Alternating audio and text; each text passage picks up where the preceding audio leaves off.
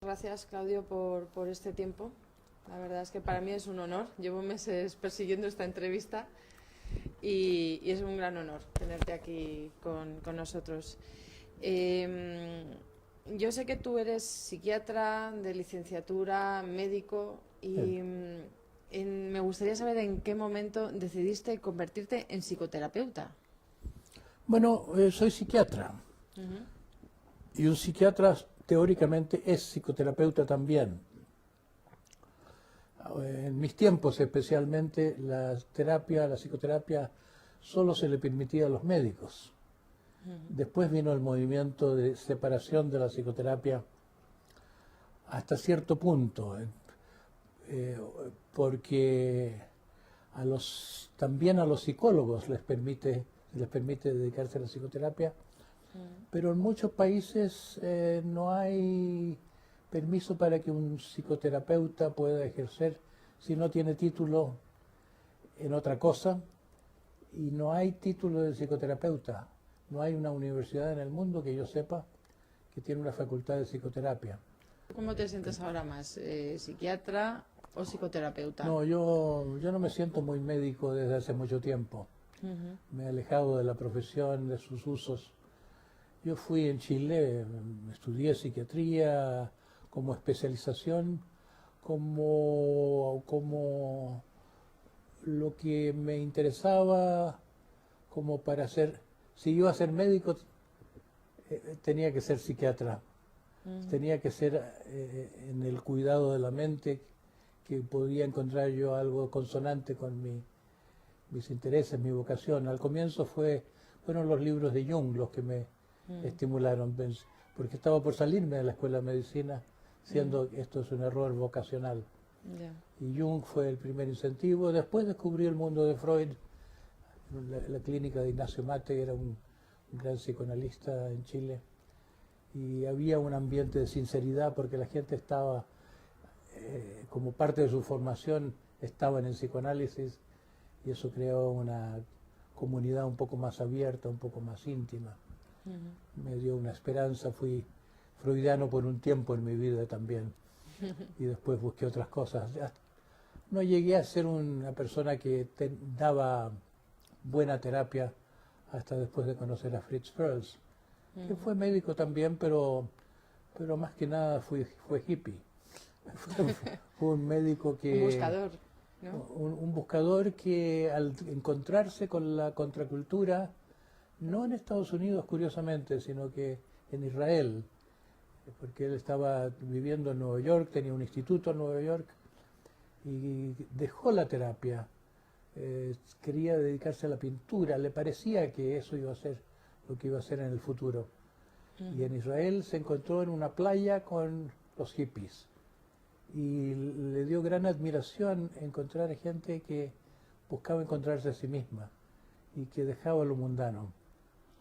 Y eso fue el comienzo de una conversión que lo volvió a reconciliar con la terapia, pero desde otra perspectiva. Ahí fue cuando se trasladó a California después de ese viaje, un viaje en que abandonaba todo para tomar un nuevo rumbo, que no sabía muy bien qué iba a hacer ese nuevo rumbo. Ahí volvió a California y tuve la suerte de encontrármelo. Y él me ayudó en mi cambio personal, me ayudó más que ninguna persona me había ayudado hasta entonces. Era un hombre muy duro, y a mí me convino tener una persona dura. Y hablando de Era más bien, maestros espirituales, ahora a ti se te considera un maestro espiritual. sí. ¿Cómo sientes esa, digamos, etiqueta? Si me preguntas ahora mismo cómo Ujú. lo siento que es un reconocimiento de algo real, que mi maestro espiritual, que es un tibetano, y el camino tibetano es muy duro y de muchos años, y pocos llegan al Lama. Bueno, ya me han dado las vestimentas incluso de uno que es un maestro espiritual. Me preparó para un rol un poco mesiánico, no mesiánico en el sentido de que yo fuera el elegido, el que se esperaba, el más, el que más puede en un momento determinado, sino que yo sería uno de aquellos en el nuevo mundo estarían emitiendo Claro. una nueva luz. Así que ha habido fases, una fase de inflación, una fase de sentirme muy grande, una fase de como tener que controlarme para no echarme al suelo y para decir, no, no, no, no, eso no soy.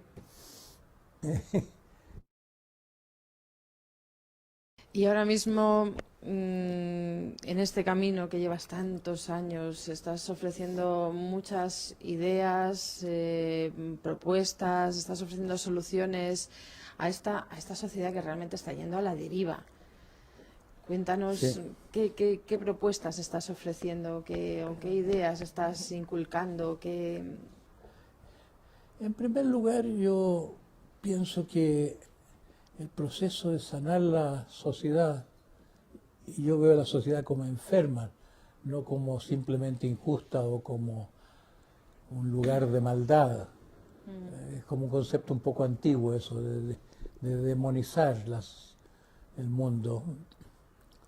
Es que yo lo veo como una patología que no es muy diferente de las patologías individuales. Así como hay los pecados capitales que han reconocido el cristianismo y otras religiones, ciertos obstáculos psicológicos, así en la sociedad también hay sus equivalentes, pecados de la sociedad, facetas, patologías sociales, podemos decir. Entonces yo creo que el primer paso para sanar uno de a sí mismo es reconocer su enfermedad. Y es muy importante reconocer los males sociales, que es algo así como desenmascararlos. Mucho de la función de los místicos antiguos, esos místicos que llamamos profetas, es como, no es profetizar, no es predecir el futuro, sino que mostrar el presente por lo que es. El canibalismo financiero de hoy en día parece mucho más refinado que el de los cazadores de cabezas, pero en términos de la mortandad que causa, el hambre que causa en ciertos lugares del mundo, las consecuencias, no solo la pobreza que generalizada que se está viendo en el mundo, sino la pobreza interna, porque la mala calidad de vida no va bien con el desarrollo humano. Entonces está produciendo una humanidad embrutecida. Es tan grave como una humanidad hambrienta. Sí, estamos como utilizando el cerebro más primitivo, ¿no? Porque estamos como en un momento de supervivencia constante. Cada vez más supervivencia. Y la mente de supervivencia es una mente muy bárbara. Sí. Cada vez Sí, más sí. irresponsable, menos solidaria. Menos Como- amorosa, sí. Como en los botes salvavidas que se salvan pero se comen unos a otros. Exacto. ¿Qué es lo que propones? ¿Por dónde empezamos? ¿Por dónde empezamos a mejorar esto? Bueno, yo mi propuesta la podría resumir en la frase que para arreglar el patriarcado tenemos que ocuparnos de la mente patriarcal, que si vamos por fuera a través de medidas políticas, no terminamos nunca. Es el mundo demasiado grande, demasiado complicado, además que nadie quiere cambiar, así como la gente no quiere cambiar su modo de vida, sus hábitos, se tiene que gastar mucho más que saliva, una energía que no tenemos. Habría que cambiar la conciencia. Yo repito mucho una frase que se le atribuye a Einstein de que los problemas que enfrentamos no pueden ser resueltos por la conciencia que los creó. Sí. A mí me parece que la educación es un gran fraude, en primer lugar porque se permite usar la palabra educación, que significa algo muy distinto que instrucción, porque la educación debía ser para la evolución tanto de las personas como de la sociedad, pero se usa la educación para el status quo, para que la gente no vaya a pensar diferentemente, se cultiva una mente obediente, se cultiva la repetición Sí. de lo que tenemos. Y se lo justifica diciendo que quiere la educación transmitir nuestros valores. Pero lo que se calla es que transmite nuestras plagas. Valores y plagas. Entonces, para mí, no es que la solución sea la educación. La solución es una educación que todavía no tenemos. Una educación específicamente construida para dejar atrás la mente patriarcal. Ahora, ¿qué es la mente patriarcal? Dicho en dos palabras, es como vivir en una partecita muy pequeña de nosotros mismos, como vivir en una isla de nuestro mundo interior verdadero, o de nuestro cerebro incluso, vivimos en el intelecto. La educación es una educación para el intelecto, y la vida es mucho más que eso. Entonces, debía a las personas darse una educación emocional, debía a las personas darse una educación espiritual, debía a la educación física no ser puramente física en el sentido ordinario Deportivo y competitivo. Sí, sino que del sentir sutil del cuerpo, que va muy unido al sentir de las emociones. Educar para la virtud, no para la moral, no para hacer esto y no hacer aquello, no una educación normativa para una moral normativa, sino que para que las personas, estando bien, se porten bien. Las personas son buenas cuando están bien, Claro. pero las personas que que producen nuestra sociedad no están bien, no pueden estar bien viviendo en los intersticios de sus potencialidades. Entonces, ahora ha salido la palabra inglesa full brains, pero como una persona con el cerebro completo. Y me parece apropiado. Yo usé mucho un término que viene de Gurdjieff, seres tricerebrados, que debíamos educar personas que tengan su centro intelectual, su centro emocional y su centro instintivo vivos y en equilibrio. Y podría agregarse también nuestro cerebro intuitivo, que es la mitad del cerebro racional. Hay una parte lógica y una parte intuitiva, con los dos hemisferios que ahora se han investigado tanto. Pero el hecho es que estamos en una partecita de nosotros mismos y la educación descuida mucho. Y si la gente se la dejara libre, sin educación, como proponía Iván Illich, tal vez estarían mejor en el sentido amplio de volverse más humanos, como los primitivos son más humanos que nosotros. Alan Watts, que era un gran tipo en California, una especie de, uno de la gente luminosa de los años 60, y él siempre le decía a los jóvenes que hicieran lo que les gusta sin preocuparse del dinero, porque si se preocupa uno lo que le va de dinero, deja de ser sí mismo y no va a encontrar satisfacción tampoco. Tú estás ofreciendo muchas formaciones de un tipo de educación que se llama la educación integradora, o es una educación holística. Cuéntame un poquito sobre ella. La fundación, que se creó con mi nombre, tiene ese rótulo, educación integradora, educación holística, pero más simple sería decir educación para el desarrollo humano.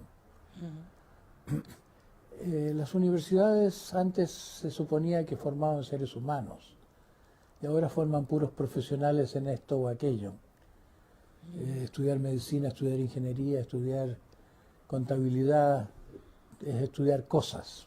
Sí. Aunque sea más sofisticada la ambición de una profesión, se desentiende la universidad de que para ser un buen médico hay que ser un buen ser humano, para ser un buen empresario hay que ser un buen ser humano, para ser un buen cualquier cosa.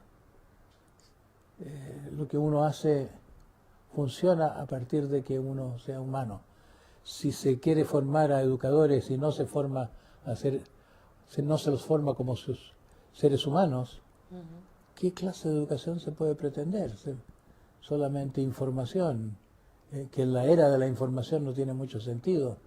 Más vale Google que la escuela. Sí, bueno, parece que tenemos, o sea, sí, no se educa a buenos seres humanos, se educa a gente útil un poco para el poder. Gente que no tenga pensamiento propio, que no reclame, que esté acostumbrada a trabajos repetitivos.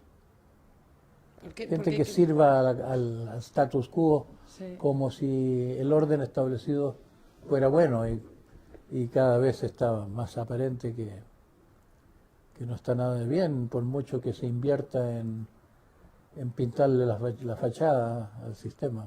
Claro, es que ahí debe de haber una frustración general, ¿no? Porque la gente en sí no dejan de ser seres humanos. Claro, Entonces, aunque se hayan sido educados de esa manera, ellos tienen un corazón, tienen su amor, tienen sus sueños. Por mucho que nos hayan educado a ocultarlos o a dejarlos a un lado, es como que algunas veces en nuestra vida vuelven a aflorar y nos vuelven a invadir y nos crean esas ansiedades, nos crean esas depresiones, que son más bien señales de no estás haciendo tu camino, claro. ¿no?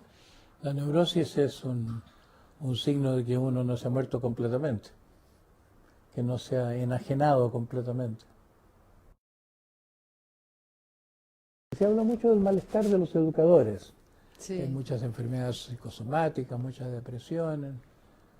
Yo creo que es lógico que los educadores se sientan mal, no por las razones que dicen las investigaciones que se han hecho con cuestionarios, que dicen que es porque no se les paga bien, porque no se les reconoce bien, porque tienen muchos problemas con los alumnos, porque los padres de los alumnos no los reconocen bien, etcétera, etcétera.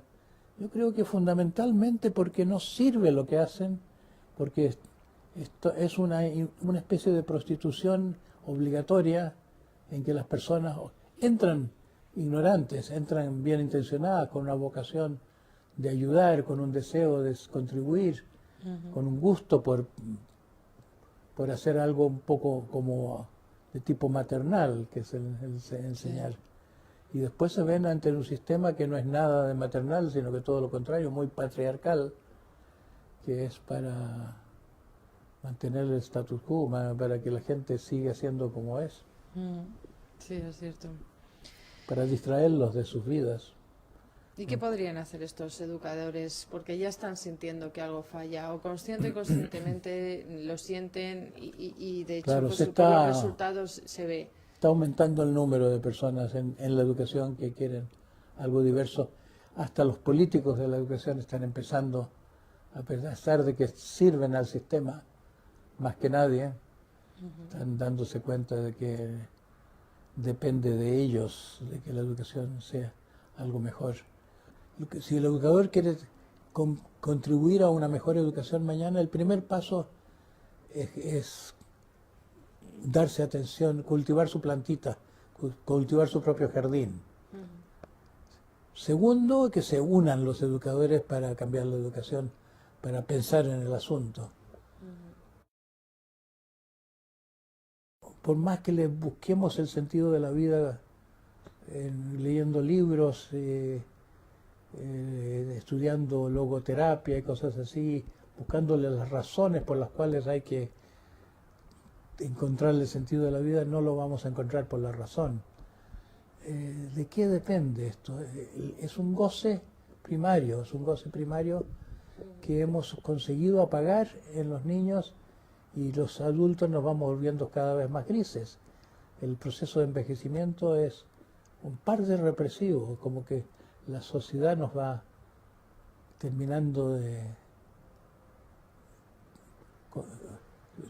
quedamos demasiado polutos, nuestra mente se va haciendo muy pesada. Entonces hay que como que rejuvenecer el mundo a través de la recuperación de la alegría. Eso es muy serio, la alegría. Nosotros hemos aprendido muchas cosas, pero hemos olvidado que somos. Hemos olvidado el sentido de existir. el sentirnos vivos. Queremos sentirnos vivos a través de la intensidad, queremos sentirnos vivos a través de los placeres, a través de la velocidad, a través de tener cosas, a través del aplauso. Hay mil maneras como queremos llenar el vacío, pero en el fondo, si nos buscamos a nosotros mismos, no nos encontramos. Es como si al centro llevamos un vacío. No encontramos nuestro ser, por más que haya el dicho cartesiano, pienso luego existo. Ese es un pensamiento racional. Nos sentimos que existimos. No nos sentimos, estamos como adormentados, como si hubiéramos perdido el alma. Me gustaría saber qué es lo que piensas o qué sientes o qué nos dirías sobre esta epidemia, y yo la pongo siempre entre muchas comillas, esta epidemia de niños hiperactivos o con déficit de atención. Los niños nacen atentos, tienen unos ojos grandes que se tragan al mundo, no saben nada, pero sentimos que vienen del cielo, como que sentimos que el mundo intrauterino de donde vienen debe haber sido algo como estar en el cielo. ¿Y en qué consiste eso? Es como un saberse que son. Yo creo que la hiperactividad es una forma de búsqueda de intensidad y que compensa un daño interno. Es como si hubieran perdido la atención hacia sí mismos, el estar en sí. Yo a veces digo, un poco humorísticamente, una vez dije en un auditorio que me preguntaron sobre el déficit de atención y sobre la dislexia, creo que me preguntaban específicamente. Yo dije, la dislexia es una respuesta sana a una educación enferma. La educación que se inyecta o de forma obligatoria es como un estímulo para que naturalmente los niños sientan, no. Es como el niño que no sé, que deja meter la cuchara en la boca cuando lo quieren alimentar medio a la fuerza, porque tienes que comer. ¿Por qué no tenerle fe al apetito de los niños? Nadie se va a morir de hambre. ¿Por qué no tenerle fe al deseo de aprender, que es tan grande en los niños? Dándole oportunidades de aprender, acompañándolos, pero no dándoles el aprendizaje predigerido. No hay respeto grande. Hay toda una especie de faramaya en torno a los niños y los regalos de Navidad, los niños, la protección de la infancia. Incluso se hace una cosa como sentimental de que alguna gente quiere sentir que contribuye a algo, pero la realidad es que no tenemos esa mente suficientemente democrática para incluir al niño como persona. No se los trata como personas con cuyas voluntades importan. En la educación no importa la voluntad del niño, lo que le interesa. ¿Cómo influye el tipo, por ejemplo, el tipo de nacimiento que tiene un bebé? El parto es como si estuviera el parto tecnológico. Está como hecho a propósito para que entremos en una sociedad tecnológica y no confiemos en la vida, no confiemos en nosotros mismos. En primer lugar, no se respeta el tiempo natural del parto, se lo adelante. Después se usa la anestesia que interrumpe el contacto materno-infantil. Después se corta el cordón prematuramente y después se le golpea la espalda al niño para que respire, porque con todo el estado en que está se le separa de la madre. O sea, hay muchas muertes que eran por causas desconocidas, son por los palmetazos y por hemorragias microscópicas de la espina dorsal. Es como toda una situación artificial que se crea, que se hace más dolorosa de lo que era, que culminan la separación de que madre y niño como si no tuviera nada que ver. ¿Y cómo ves también en esta sociedad muchas veces los padres no tienen tiempo, están trabajando, están cansadísimos, están muy desconectados de sí mismos?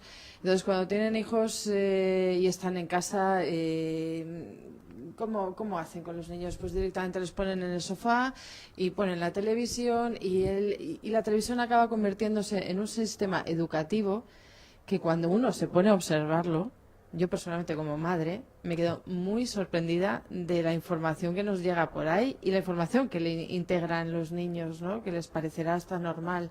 Entonces, ¿cómo ves tú el que la televisión sea otro medio de educación? Los padres no tienen mucha alternativa a no estar disponibles para los hijos o suficientemente disponibles, porque el mundo los está estrujando también, el mundo económico. La gente no tiene tiempo para estar consigo misma, ni unos con otros, ni en las familias, porque todos estamos en la misma máquina de sacar jugo. De producción. La máquina de es producción. Que es una fábrica esto. Sí, sí. Así que para cambiar una cosa hay que cambiarlo todo. Claudio, ¿qué es lo que crees que más influencia en la educación de los niños? ¿Es la familia, son los padres, la familia, la sociedad o la escuela o la televisión? ¿Qué es lo que realmente más les puede influenciar? Yo creo que todo. ¿Todo de la misma manera o sientes Los que padres sí tienen una influencia en los hijos, la formación del carácter viene sobre todo de los padres y un poco por genética, hay factores también cuentan los cromosomas, pero yo creo que lo que influye en la escuela no es en que da mucho, sino que quita mucho. Yo viví la escuela como una gran pérdida de tiempo, como un factor ralentador del desarrollo. Los niños mejor dotados para aprender se aburren en la escuela, pero muchos sienten que la escuela es simplemente un lugar feo, un lugar que instintivamente se querrían saltar. Sí, que no se sienten personas, se sienten números. Aunque hay niños que en casa pueden estar peor y que tienen a alguien con quien estar, tienen otros niños o tienen una educación mínima que de otra manera sería estar en la calle. Pero yo creo que así como la función del padre en la familia es una que el padre peca más de omisión que de otra cosa. A las madres se les puede tener mucho resentimiento por esto, por aquello, podemos quejarnos y al padre lo podemos tal vez querer menos, pero no ha hecho esto ni aquello, sino que simplemente no estuvo. Muchas veces es así, que el padre no está. Entonces, algo así es la escuela. La escuela es como el padre, que es como una no presencia humana, como un vacío humano. Una no presencia, pero una no exigiendo. Presencia que exige. Claro, Que claro. es como paterna en ese sentido. Sí, sí, sí. Te pide mucho. Y yo sí, imagínate, si yo te traigo aquí ahora mismo a un niño delante de ti que ha sido catalogado o etiquetado con hiperactividad y síndrome de déficit de atención, un niño que realmente está perdido y que ve que la sociedad que le rodea le está etiquetando constantemente y que es como un estorbo, ¿qué le dirías tú personalmente a él? Yo le diría, no sé cómo te ha pasado que te has puesto así, pero supongo que ha habido un choque entre el mundo como es y como tú deberías haber sido tratado. Yo no te entiendo, no conozco tu caso, pero conviene saber que el mundo no está bien. No conviene pensar que el mundo es como es y como debe ser, y yo estoy mal porque yo no me adapto al mundo. Tal vez yo estoy mal porque no debo adaptarme a ese mundo que no me entiende. Ahora yo no sé cuál sea la salida para ese muchacho, pero tal vez le da una libertad el saber que hay una sociedad enferma que causa enfermedades en nosotros. Y que no es el raro. Que no es el raro, sino Claro. que estamos todos en una civilización que se daba por la norma y que más que rara es nefasta. Ahora se le está viendo, Se le está viendo el plumero. eso es el plumero. Y Claudio, ¿qué me dirías a mí como madre? Como una madre que tiene interés en mejorar el mundo, que tengo interés en que mi hija, por ejemplo, Sí. sea feliz. Lo primero es trabajar en ti misma. Eso está probado, hay hasta estadísticas. Cuando los padres se ocupan de su propio desarrollo, cuando tienen un camino, cuando tienen el sentido de un camino, mejora la relación con los hijos y mejor le están dando a los hijos algo a través de eso, cambia el tipo de diálogo con los hijos. Luego, la buena comunicación con los hijos, la sinceridad, se les puede decir muchas cosas a los hijos. Es limitado lo que se le puede decir a una madre o a un padre actúa de esta o de tal manera, porque actuamos como somos, a pesar de las mejores recetas que podamos. Es obvio que es bueno querer a los hijos, pero sirve decirle a una madre quiere a tus hijos, hasta cierto punto es una realidad que ya los quiere, hasta cierto punto también es una realidad de que hay problemas en el amor, uno da hasta donde puede. Claro. Sí, aparte también hemos perdido eso de que realmente los grandes maestros son nuestros hijos, son los que nos Eso. están espejando muchas cosas nuestras y que nos están dando oportunidad a que sepamos en qué punto nos tenemos que trabajar en ese momento. Es una gran cosa tener esa percepción. Una madre que reconoce sus dificultades, que aprende del hijo, Sí, es bueno, una no garantía. son dificultades, son cosas que son oportunidades. más Oportunidades, sí. bien. Sí, sí. Muy bien. Pues muchísimas gracias, Claudio. Tengo muchas más preguntas, pero bueno, espero que algún día nos podamos volver a ver y deseo que todo lo que estás haciendo llegue cuanto más y mejor a todo el mundo. Gracias, Muchas ojalá. gracias. Gracias por tu visita.